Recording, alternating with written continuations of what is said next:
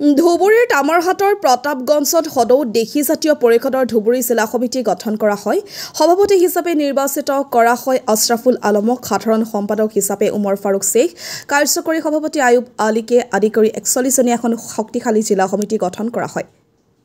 শেহতীয়াকৈ ধুবুৰী জিলা সমিতিৰ অধীনত বুৰণ্ডাঙ্গা আঞ্চলিক সমিতি এখন গঠন কৰা হয়। সভাখনত সভাপতি হিচাপে নিৰ্বাচিত কৰা হয় জহিৰুল হক, সাধাৰণ সম্পাদক আমিনুৰ ইছলামকে আদি কৰি 31জনীয়া এখন শক্তিশালী সমিতি গঠন কৰা হয়। উপস্থিত থাকে কেন্দ্ৰীয় সমিতিৰ সভাপতি ছফিউল হক, কেন্দ্ৰীয় সাধাৰণ সম্পাদক হাৰুন আব্দুৰ ৰছিদ, উপদেষ্টা মোৱাজামেল হক, আক্ৰাছুৰ সভাপতি অমিত্ৰ ৰায় আৰু ইউজি আক্ৰাছুৰ কাৰ্যকৰী সভাপতি সঞ্জন ৰায়, শিক্ষক, সমাজ মুৰব্বী, সমাজ আৰু ৰাইজসকল দেশী লোকসকলৰ বিভিন্ন সমস্যা সমাধানৰ দাবী জনায়। ইপিনে ইউজি আক্ৰাছুৰ কাৰ্যকৰী সভাপতি চন্দন ৰায় মন্তব্য দি কয় যে দেশীসকলৰ যি সমস্যা, এই সমস্যাবোৰ চৰকাৰে সমাধান কৰিব লাগে আৰু যি অতীত ইতিহাস সম্পৰ্কে ঐক্য, সেই জাতিৰ উন্নতি অসম্ভৱ। অসমৰ খিলঞ্জীয়া অথবা ভূমিপুত্ৰ দেশী লোকসকল আৰু কোচ ৰাজবংশী সমাজত প্ৰচলিত ভাষাৰ ৰীতি নীতি হৈ আছিল আৰু আজিও বহু পৰিমাণে বিদ্যমান বুলি মত প্ৰকাশ কৰে। তামাৰহাটৰ পৰা আছৰাফুল আলমৰ report, North East Frontier news.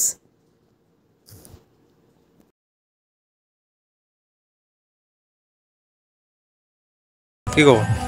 হয়, প্ৰথমতে আজি সদৌ দেশী জাতীয় পৰিষদৰ আমন্ত্ৰণ মৰ্মে প্ৰতাপগঞ্জত যি প্ৰতিনিধি সভা অনুষ্ঠিত হৈছে, এই প্ৰতিনিধি সভাৰ জৰিয়তে ধুবুৰী জিলাৰ নৱগঠিত এখন সমিতি ইতিমধ্যে কেন্দ্ৰীয় সমিতিয়ে আজি ঘোষণা কৰিলে আৰু এই সমিতিখনে ধুবুৰী জিলাৰ বিভিন্ন আমাৰ যি দেশী মানুহসকল আছে, এই দেশী মানুহসকলৰ যি বাস্তৱ ৰূপত যিবিলাক আমাৰ এই অঞ্চলৰ সমস্যা, এই সমস্যাবোৰৰ লগতে দেশী মানুহসকলৰ উন্নতি হওক আৰু সদায় এই সংগঠনটো যাতে দেশী মানুহসকলৰ কাৰণে যাতে কাম কৰি যাব পাৰে, তাৰে মই আশা কৰিছোঁ। আৰু এই কমিটিখনে তাৰ লগতে এই ধুবুৰী অঞ্চলৰ যিবিলাক আমাৰ সমস্যা, সমাজৰ লগত যিবিলাক সমস্যা, সেই ক্ষেত্ৰতো যাতে এই নতুন কমিটিখনে যাতে আগন্তুক দিনত কাম কৰি যায়, তাৰ কাৰণে মই আমাৰ এই অঞ্চলৰে আমাৰ আক্ৰাছুৰ তৰফৰ পৰা মই আশা ৰাখিছোঁ।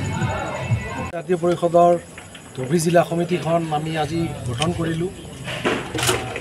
এই কেন্দ্ৰীয় সমিতিখন যোৱা 5 জুলাইত আমাৰ অনুষ্ঠিত হৈছে। এতিয়া আমাৰ প্ৰক্ৰিয়া হৈছে জিলা কমিটিখন গঠন কৰা। জিলা কমিটিৰ যোগেদি আমি এই বৃহত্তৰ ধুবুৰী জিলাত প্ৰতিখন গাঁও পঞ্চায়তত আমি আঞ্চলিক কমিটি গঠন কৰোঁ।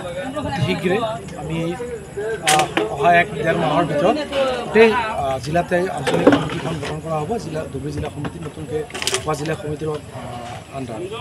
তো আজি আমাৰ জিলা সমিতিখনৰ সভাপতি হিচাপে মোৰ লগত আছে আছৰাফুল আলম ডাঙৰীয়া, এখেতক সভাপতিৰ দায়িত্ব দিয়া হৈছে আৰু ফাৰুক জেনেৰেল ছেক্ৰেটাৰী হিচাপে আমি দায়িত্ব দিছোঁ। আমাৰ উদ্দেশ্য হ'ল আমি আমাৰ দেশী জনগোষ্ঠীক আগবঢ়াই লোৱা। আজি আমি সুদীৰ্ঘ 20 বছৰ ধৰি আন্দোলন চলি আছে, আমি অব্যাহত ৰাখিছোঁ এই আন্দোলন আৰু তীব্ৰতৰ কৰাৰ কাৰণে দেশী জাতীয় পৰিষদক ভূমিষ্ঠ কৰা হৈছে। আমি অতি শীঘ্ৰে যাতে আমাক চৰকাৰে দেশী উন্নয়ন পৰিষদখন দিয়ে আৰু আমাৰ চিনাক্তকৰণটো অতি শীঘ্ৰে কৰিব লাগে। আমি যি সমস্যা ভুগি আছোঁ, সমস্যাখিনি আমাৰ দূৰ কৰাৰ কাৰণে আমি এই জাতীয় পৰিষদৰ আজি ভূমিষ্ঠ হৈছে। এইখিনিতে মই আমাৰ লগত কোচ ৰাজবংশী সভাপতি, কাৰ্যকৰী সভাপতি লগতে আছে, এখেতসকলকো ধন্যবাদ দিছোঁ। এখেতক সহায় সহযোগিতা সদায় আমাক আগবাঢ়ি দি আছে আৰু আগন্তুক দিনতো আমাৰ লগত থাকিব বুলি মই আশা কৰিছোঁ।